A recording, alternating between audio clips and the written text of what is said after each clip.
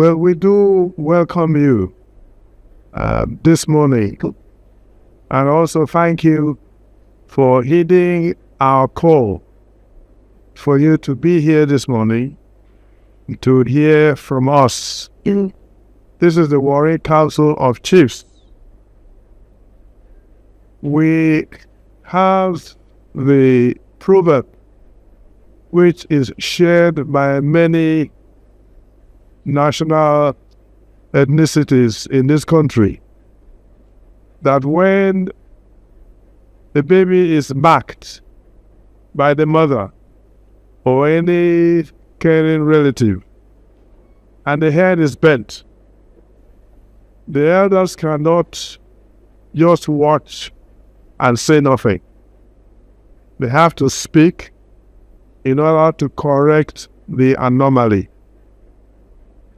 So, we're happy that we can count on you to be part of those who will disseminate the truth for the benefit of those who would rather stay on the side of truth, because there lies the blessings of God.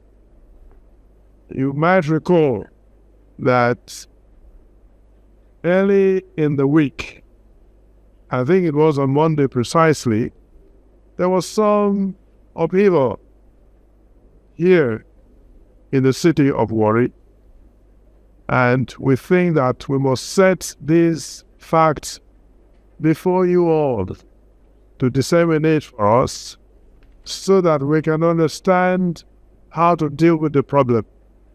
This is our homeland. We do not want it disrupted. We do not want it disorganized. We want peace here, so that everyone who dwells here with us can also enjoy the peace and the prosperity that is inherent in it. So, I will now read to you what we are presenting to the whole world through you. This has to do with the attempt by the Amakosu of Ogwejo in Warri Southwest local government area to extend his territorial sovereignty to Warri South local government area, and the antecedent loss of lives, property, and threat to peace and security in Warri South local government area of Delta State. On the 18th day of September 2025, at about 12 midnight, eyewitnesses testify that they had multiple gunshots. In apprehension, they came out of their houses in Kwesu community area of Warri South local government area of Delta State, an Aboriginal Ishekiri community. They saw 4 trucks with armed military personnel suspected to be attached to the Tantita Security Company, a company owned by an ex-Ijaw militant. The armed men were identified by the shirts and polo and caps which they wore. The long and short of it is that they shot multiple times at Dele Ogubayo, one of the heads of the vigilante in the area, and ensured that he was dead, and took his remains to the morgue. The deceased joined the list of persons of Ishekiri ethnic extraction murdered in the incident. We have lodged a petition with the police for investigation of this incident, which the military immediately denied. But later, we have seen a recent publication by the military claiming responsibility. The background to this: as we all know, the geography of Warri Federal Constituency, as it relates to the boundaries and landmass of each of the 3 distinct local government areas of Warri South Warri Southwest, and Warri North is a matter of verifiable facts and figures, and therefore ought not to be subject of debate. We know where they are. We know where each one stops and which one begins. At the risk of stating the obvious, Warri South is headquartered in Warri Urban. Warri Southwest is legally headquartered in Ogidigbe, and the Shekiri community, while the Warri North is headquarters in Koko. In Latin, we say, res ipsa loquitur, which is a Latin phrase that means the thing speaks for itself. When a worker says, in quote, I work in Ogbejo, we all know where the worker is referring to. If logic were a general human endowment, we should not have had the situation leading to the persistence of the Amakosu of Ogbejo in Warri Southwest local government area, extending his territorial sovereignty to Warri South local government area, with the antecedent loss of lives, property, and threat to peace and security in Warri South local government area of Delta State. We certainly would not have needed this press conference. About the territorial integrity that we are questioning here. Very clearly, the attempt by the people of Ogbejo to make incursion into Warri dates back to 1964. The Ijaws all over Nigeria have, however, recently attempted to assist the Ijaws of Ogbejo on a mission to hurriedly establish an Ogbejo kingdom in Warri South local government area of Delta State. Part of which scheme, as we all shall see presently, is the illegal occupation of private property along the Nigerian Ports Authority axis of Warri and the sudden mounting of signposts in the name of the Ogbejo Kingdom.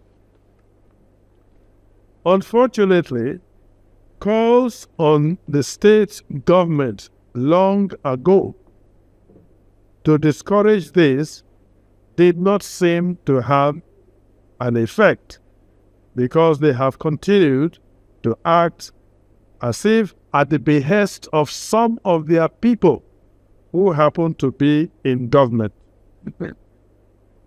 We call on His Excellency, the Governor of Delta State, to please urgently do the needful, which is to cause a proper investigation of this development with a view to calling these functionaries to order, as they cannot be seen serving in the same governments they are seeking to destabilize. Marcus Tertullius Cicero once cautioned, and I quote, "A nation can survive its fools and even the ambitious, but it cannot survive treason from within. An enemy at the gates is less formidable, for he is known and carries his banner openly. But the traitor moves among those within the gates freely, his sly whispers rustling through all the alleys, heard in the very halls of government itself." We appreciate that this is a festering situation which the present governor unfortunately inherited rather than created by him. We pray he will have the wisdom and all that he needs to do the entire thing that he can, not only to douse the tension, but to finally resolve this matter amicably. What is more likely to cause unrest and breach to peace in any society is the disregard for the rule of law. And in the ongoing gymnastics between brain and fist, it is only logical to conclude that the fist approach, which has become the characteristic of some of the characters constitute more of a threat to the peace and tranquility of the area than the respect of the rule of law. Now let me speak about the relevant intelligence reports that would have averted this loss of lives and property. Security reports reveal that there have been sponsored attempts by this set of people to unsuccessfully provoke violence in the area and disrupt commercial activities and movement of law-abiding Deltans. The supporters of the Amakusu of Ogbejo, including one who is called Boro, a serving public servant in the Waterway Security Section of the Delta State government, have been threatening to kill more people if the domain of the Amakusu of Ogbejo is not extended beyond what the law courts have decided. Attached herewith, as you will see, are the areas marked as annexures AR and AR1. There are copies, and of course the copies are the social media broadcasts by such people, the threats that they have been putting out. Now we will see whether it is true that Ogbejo people have always had electoral wards in the Warri urban area, because this has featured in all that we have been saying about the INEC redelineation exercise that is still on hand. We had previously indicated and wish to hereby reiterate the fact that it is not in the character of the Shekiri people to act outside the ambit of the law, and we take no pride in making submissions that are bereft of empirical or verifiable flavors and substance.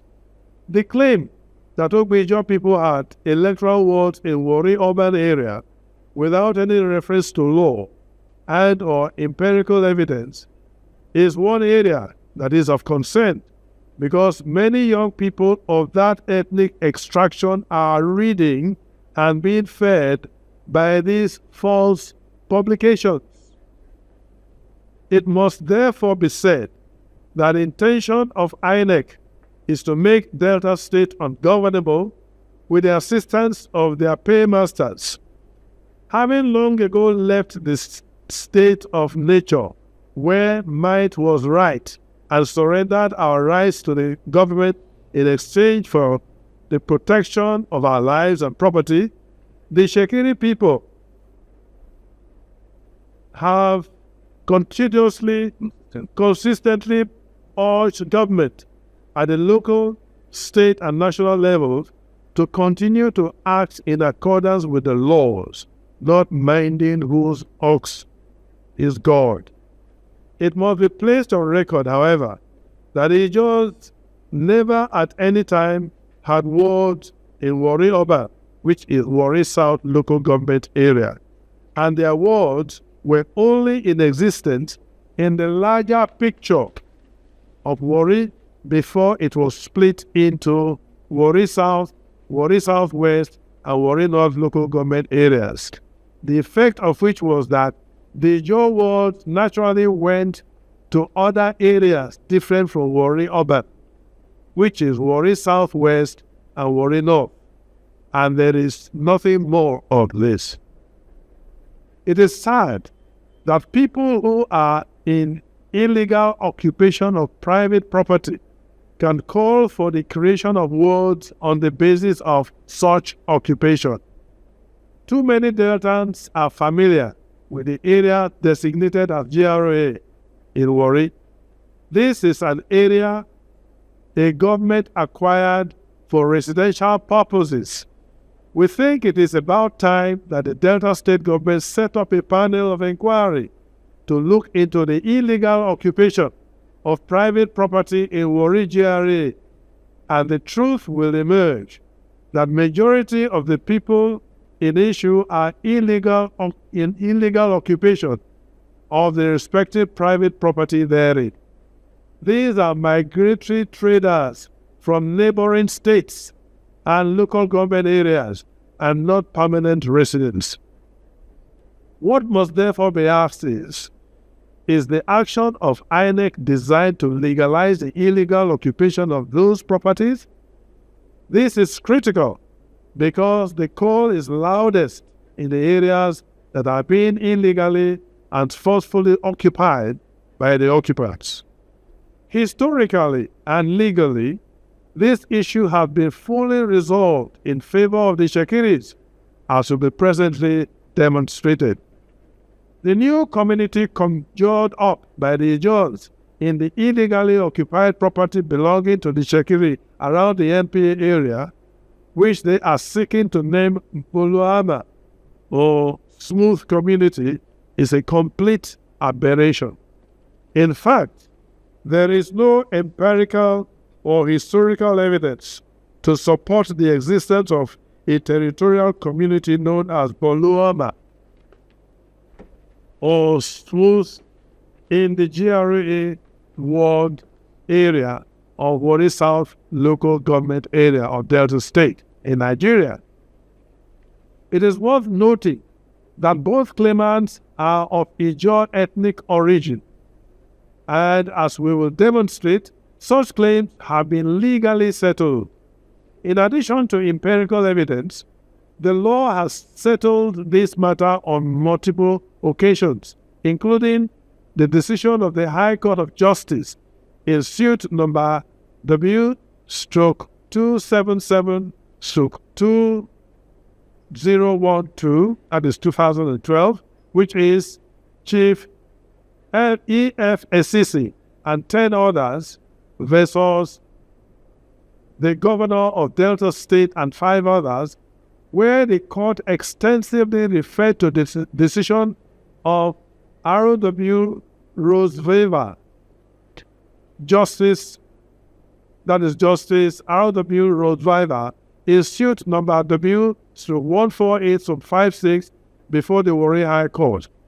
This suit involved Izuokungo, Oloiki, and 5 others representing the Ogbejo people versus the Shekiri Communal Land Trustees and Chief Sam Warri Esi, representing Agbasa and Igbudu people, regarding the declaration of land title in Warri, including the areas now being claimed by the people of Ogbejo of Warri. The relevant portion of ruling is as follows. Quote, on the 9th of July 1964, this court delivered its ruling, refusing the plaintiff's application to discontinue after the trial date had been fixed to the knowledge of the parties. The plaintiffs are hereby precluded from bringing any further actions against or any other of the first and second defendants in respect of the claims of which specific particulars were given in the writ of summons. Remember, this has to do in the area we are talking about now. And the court has said, on no account should they ever bring up any case to claim any part of this area. The subsequent action initiated by the Ijaw people on the same subject matter was struck out, and in line with this precedent, the court has once again struck out the action.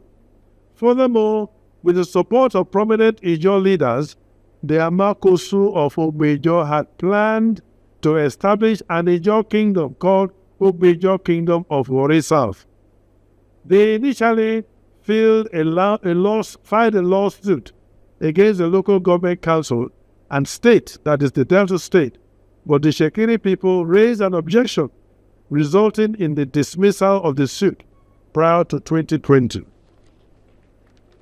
Following these developments, the Ijaw filed case and appeal W147/2020 between W147/2020 His Royal Majesty Amakosu Mobede versus the Executive Director Delta State and 5 others, executive governor, Delta State, and 5 others, in which the Amakosu of Ogbejo claimed entitlement of royalties in Warri South local government area.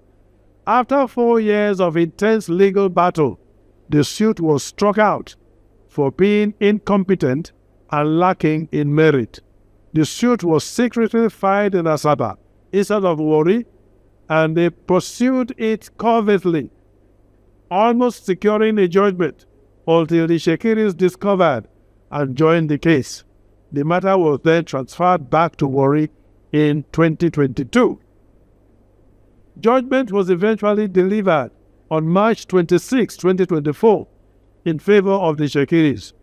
The judges have now appealed to the Court of Appeal, and we are prepared to meet them there, provided they have the courage to notify, as we demand openly, unlike in the usual practice of clandestinely obtaining judgment without proper disclosure.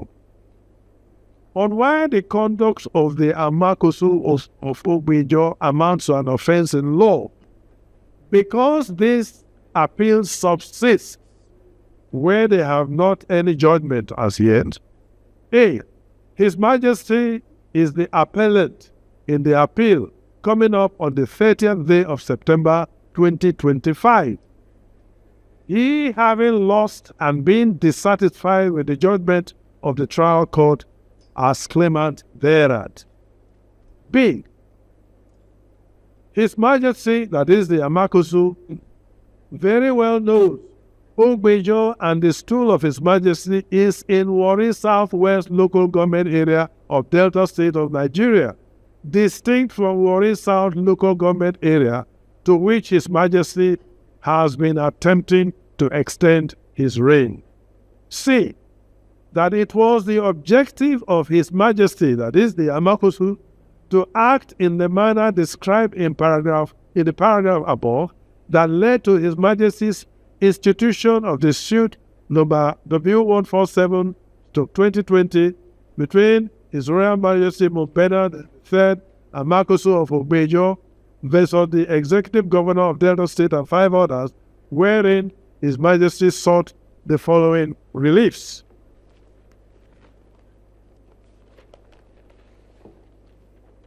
A declaration that by Delta State Government Gazette number 3 of 21st January 1999, the Amakosu of Ogbejo is one of the traditional rulers in Warri South local government area. This is what is asking.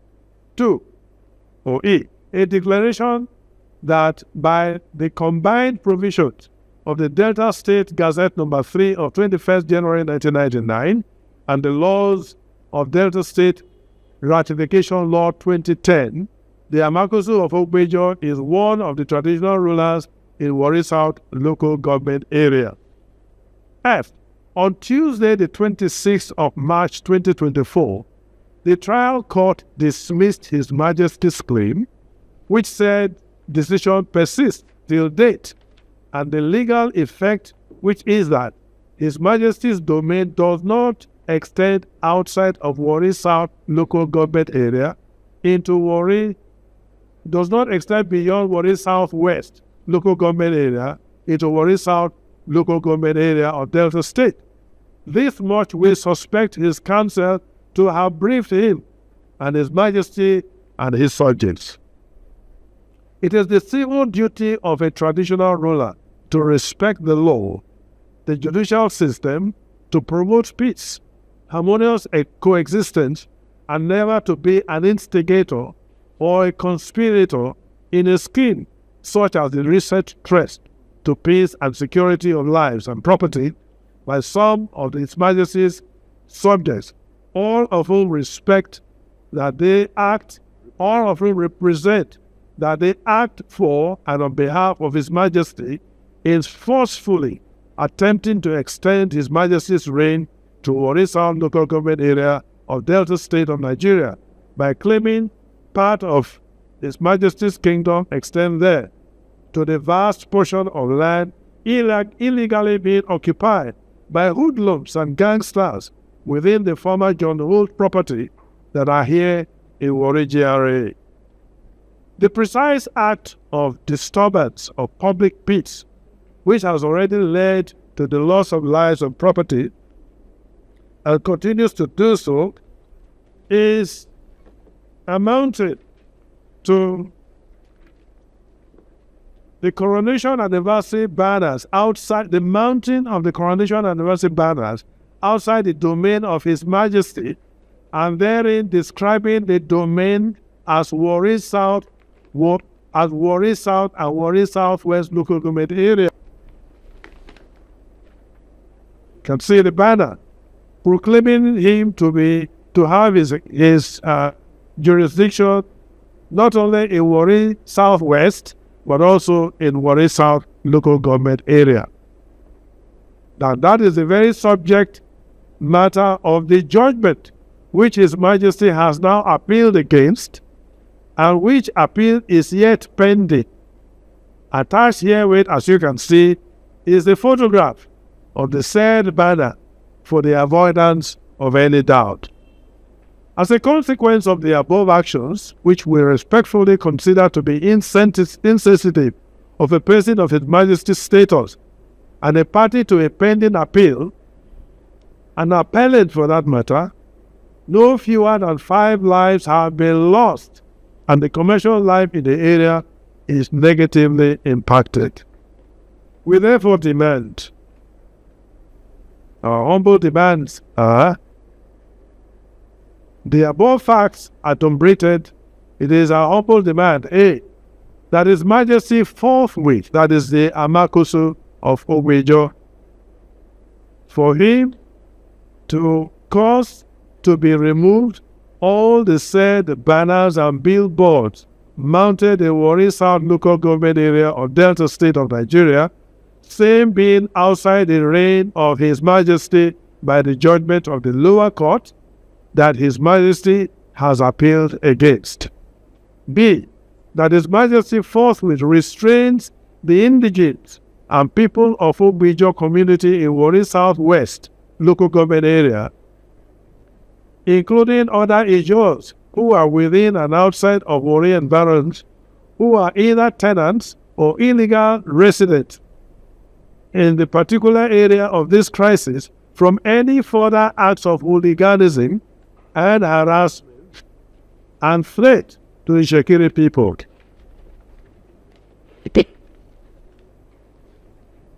That His Majesty forthwith causes the cessation of all further threats to kill more people if His Majesty's domain is not extended beyond what the trial court has decided.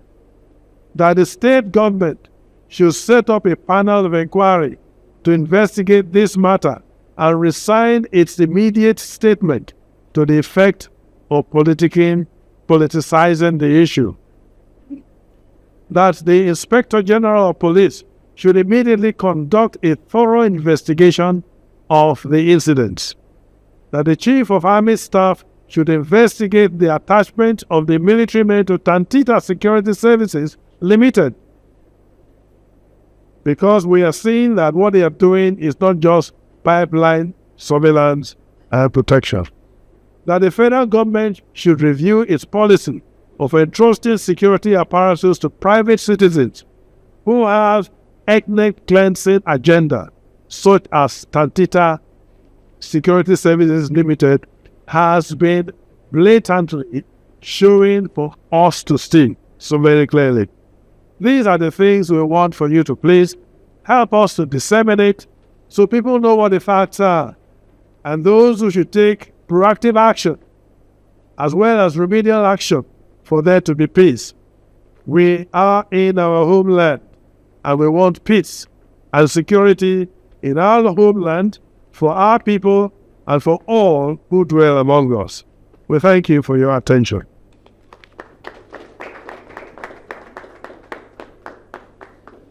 So, having said this, of course you have copies of this, but if there are questions that anyone of you may want to ask, please raise your hand and identify yourself and the media house that you represent, and then your question.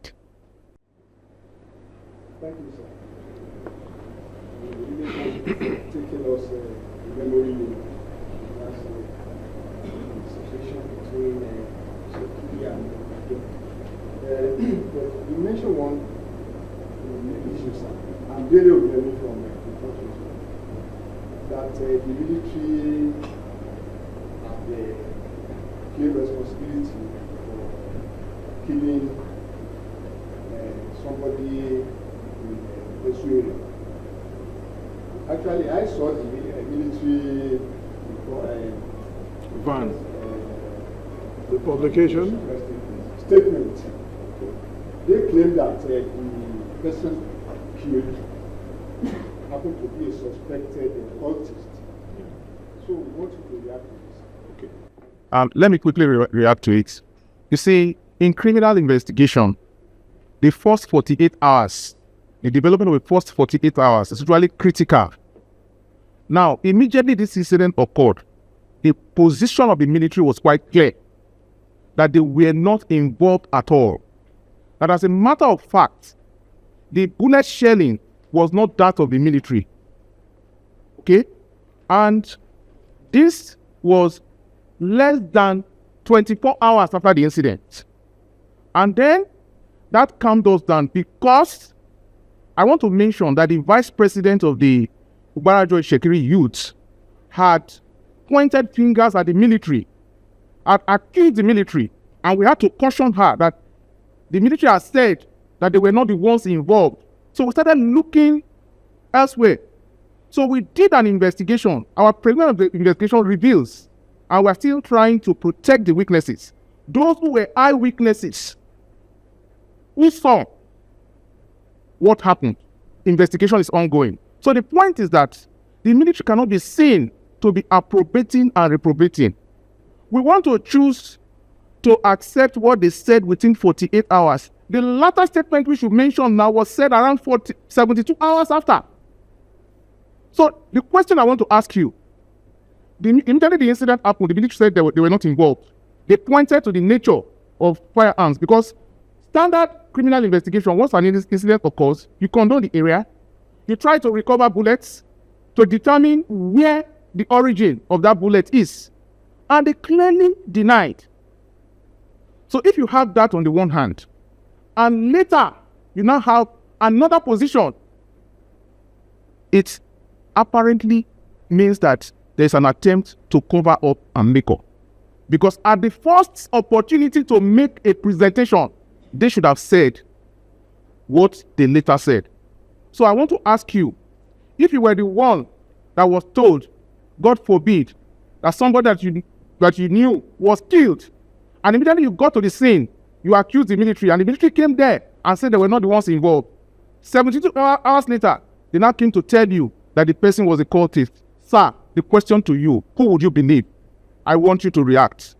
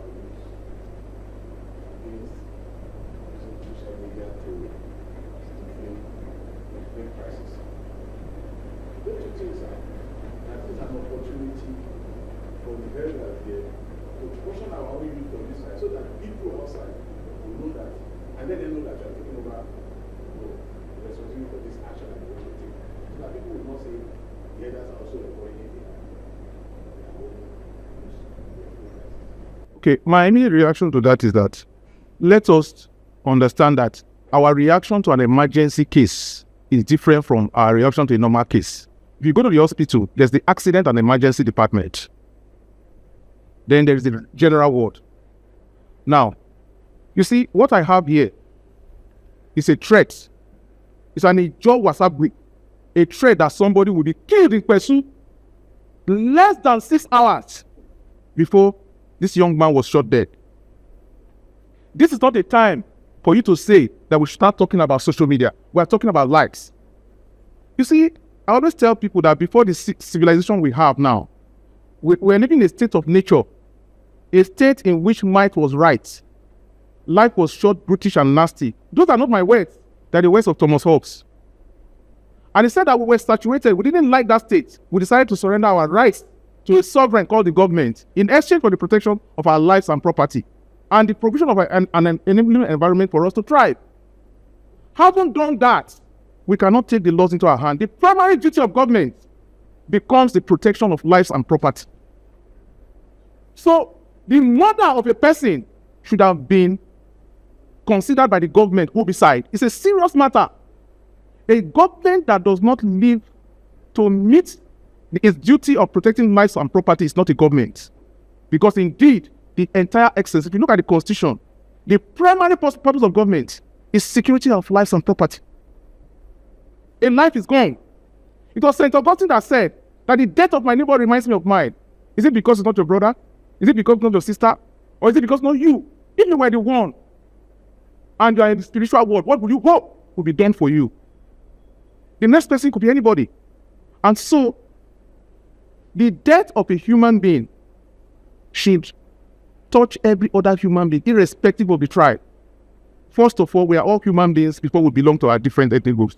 At this moment, we are in the emergency ward. Somebody has been killed. What should the government do? Especially with all this, I expect the DSS. The sad thing in this country is that we know where the arms are. We know where the cells are. We close our eyes and keep our mouths shut, including the press, the fourth estate of the realm, that should come to the aid of the common people. I challenge you today that you should speak out. Speak out. That is your duty. We are not unmindful of the fact that so much has been done for you, that the chapel has been built for you, and things are being built for different people. The military is receiving largesse from some of these paymasters. But your duty, your clarion call, is to stand up. When you go home, let your conscience be able to tell you that you have done the proper thing so that you can sleep well. A man is dead, the father of people, the child of somebody. They will never see him again. He was brutally murdered. That is the point of emergency. We will go to the general ward later. Now we're in the emergency ward. Thank you very much. Besides, the point must be made. We always have the responsibility, and we exercise it, to guide our youth, and we do so. And we do not have any record of our youth being on rampage, destroying anything or destroying people or even threatening people. So what are we to caution them for? Instead, they are being threatened. They are being harassed.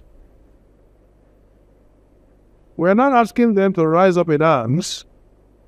That's why we are speaking now, to let the whole world know where something has gone wrong and it should be made corrected. We'll go on cautioning our young people, and I'm sure they will go on listening to us, because they do. They do listen to us.